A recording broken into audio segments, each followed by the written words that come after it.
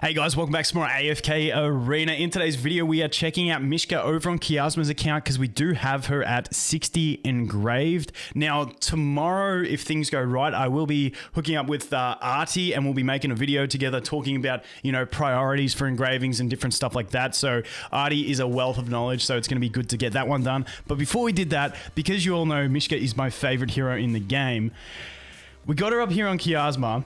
And I just wanted to talk about her 60 because I think it's probably one of the best 60s in the game, but don't think that means it's the best one to upgrade. So when you look at the ability just in itself and what it does, I think it's one of the best ones. But it obviously, if a more viable hero has a worse ability, then that's going to be a higher priority. But I wanted to give a spotlight to Mishka's one because I think it's actually fantastic in itself, depending on how Mishka flows in the meta. If Mishka becomes a top meta, then it becomes a top engraving. If she falls off of meta, it falls off. So the actual relevance of the hero is very dependent when we look at, the effectiveness of these engravings. But I think just on the merit of what the engraving is, it's amazing. You look at something like a creature, her 60 isn't the greatest, but because she's so strong, it just adds to her value. So that's what I'm trying to say there. I'm just talking shit, trying to get my head around what I'm actually saying. But you get the idea. You get the idea. I'm not telling you to invest in Mishka right now, even though you should, because she's the best hero in the game with the coolest artwork. But it's completely up to you. But what does it do? All allied heroes receive healing and are shielded. So with this ability, she pours a healing resin over herself and her wolves that heals equal to 150% of her attack rating, and also provides a shield that exists for 6 seconds, is able to mitigate damage equal to 300% of Mishka's attack rating, and that does go up to 360%. It's a decent shield that happens passively early in the battle that can protect your whole team. I think this is really nice. Now, I did some testing with Mishka along with Grazul, and I found that Mishka with Grazul was actually quite decent, and that was before we had this. So I want to test that again on Kiasma. Obviously, it's not going to be at the same level of viability as Olna and Grazul, but I feel like her in a Grazul team, you can actually get some ramp up time for Grazul to get him to start getting some skeletons. And just in general, any team that you throw Mishka into, whether it be a Raku team, I feel like this has some good viability. So I'm just going to set up a team here and we'll have a little bit of a play. Okay, so this team is actually a perfect example of how we can do it. Now I want to make note of oh mate, what's his name? New dude. What's new dude's name? What's new dude's name? Halus. I want to make note of his. This is something Artie told me. When an ally possesses, and this isn't for everyone, this is obviously a whale territory type thing, but when an ally possesses any type of shield, they shall recover 15 energy points per second. Each ally can recover up to 300 energy points as a result of this ability per battle. So it's like, you've got the synergy of this 60 with Mishka's 60, which even though it is whale territory, it's actually a really nice synergy to just boost your energy. But this team gives a really good representation of that. Obviously, we've got a Thalia in to stop the Odin, but then it's just a Raku team doing Raku things. We've got Mishka, which is enough CC herself for a Raku team. And I just really love Mishka, and I really like this ability.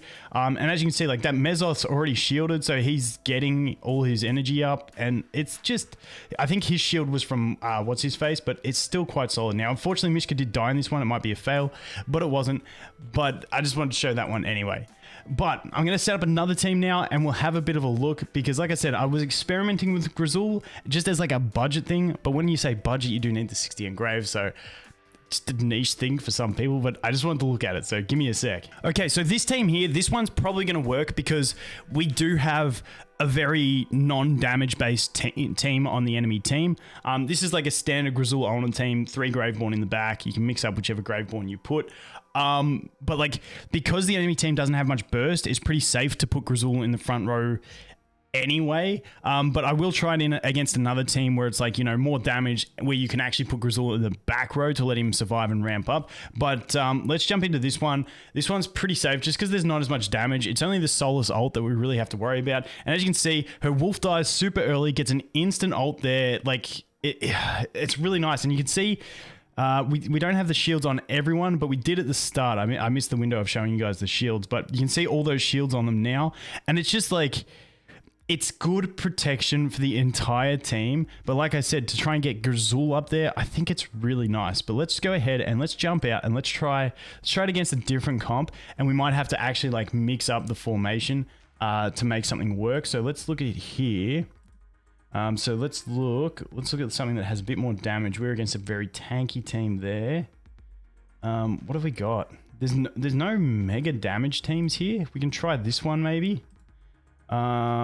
This one does have the Odin and the Iron. You know, if we just literally swap you, and we put the Athalia in here. If we drop this Athalia, because we really want to shut down that Odin, because Odin's just going to be a nightmare. Like this might even work, but obviously Grizzle's... Oh, he got ported. Okay, rip the dream. All right, let me play around. Why didn't we... Do we need haste to get that done? Why can we not hit... How come that Odin can port? Okay, here we go.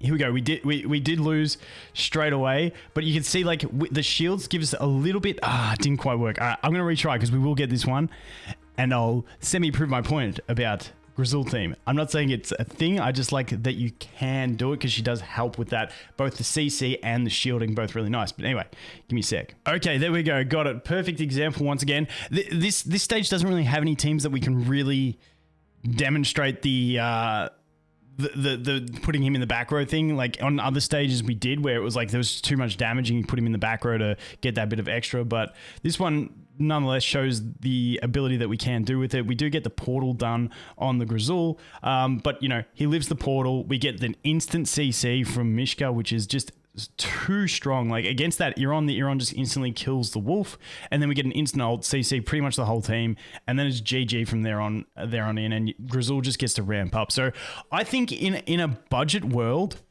was that Odin Spectral at the end there? Wait, I think Odin turned Spectral. Give me a second. We're going to get to the end of this battle, and we're going to put it 1x speed, and we're going to see this Spectral Odin. Okay, watch Odin. Oh, he was banished. He was banished. I was like, did Odin go Spectral? No, he was banished. It's all good. I'm just being an idiot. But yeah, I think for a budget team, but it does require more investment. Honestly, even without the 60 engraving, I think she could be a nice friend for Grizzle in general. The other thing you can do with a Grizzle team, which I experimented with, which I actually found incredibly solid, was putting something like, wait, we've already cleared it. So something like this. Obviously this team, we don't want to do it, but if there's more pressure from the enemy team, you could always do something like this and throw in like a Gorvo into the team. And so what that does is it allows Grizzle to miss the initial attacks. Gorvo's pretty tanky, he can survive. Then he goes in and invades and gets the stun. By that time, you should have had an ult from Mishka, and then like it just adds to that CC, the sustain, the longevity of it, and away we go. Now this one's not going to work, I don't think, although the Odin was still getting it. But yeah, we lose Odin straight away, we lose Mishka. Yeah, we sort of need need that benefit at the start there. Oh wait, it's because I got Odin down the bottom too.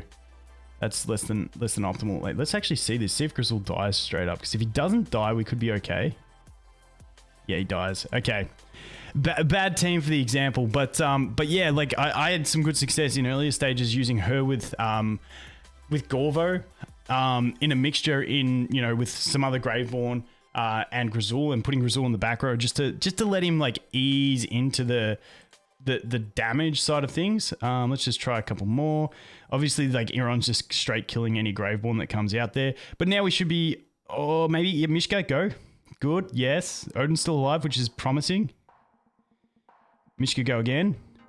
Oh, dude, that damage. Back in a sec. I want to make this work now. Okay, it didn't quite work how I wanted it to, but hey, a win's a win. I'm going to take it, all right? A win's a win. I'm going to take it. But yeah, I just think the wilder Graveborn synergies between Mishka and a bunch of other stuff is really nice. It's also probably because I'm just a big Mishka fan and I want her to work with anything. So I'm going to make it that way. But nonetheless, I think she's really solid. I think her 60 engraving is actually really viable, and I'm definitely going to do it on some of my accounts because I like her. But hey, we got the Headless Horseman coming, so I'm keen to see what we do with that. But anyway, guys, that is going to be it for this one. Thanks for watching. Hope you have an awesome day, and I look forward to seeing the next one. Cheers.